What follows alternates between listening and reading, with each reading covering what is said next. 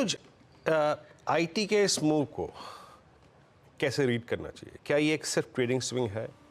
क्या ये वो प्रेशर है जो एक डिफरेंशियल क्रिएट कर रहा था between the price performance of Nasdaq और निफ्टी आईटी?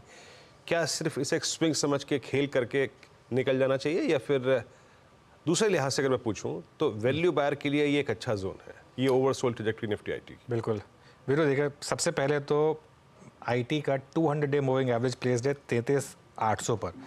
आई थिंक दोनों सिंपल एक्सपोनेंशियल जो भी आप फॉलो करते हैं, मैं सिंपल फॉलो करता हूँ 200 के लिए, लेकिन 33,800 पर वो 200 डे मूविंग एवरेज प्लेस्ड है। तो पहला टेस्ट तो वहाँ पर होगा इंडेक्स का।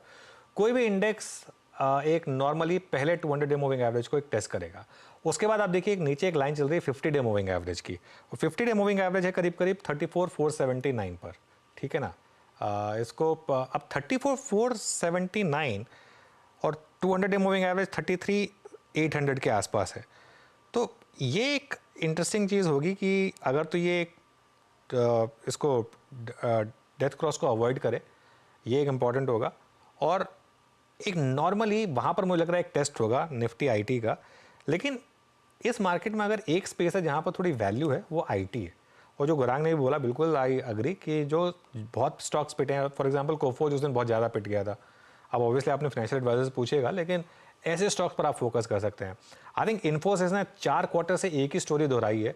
हर बार इन्फोसिस के नंबर्स खराब रहे हैं और हर बार रिजल्ट वाले दिन इसने बॉटम लगाया है इन्फोसिस ने।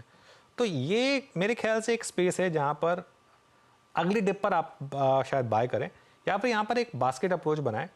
यहाँ पर लो लग चुका है, जो पिछले क्वार्टर का रिजल्ट के बाद का लो था, वो मेरे ख्याल से अब एक सस्टेनेबल लो है।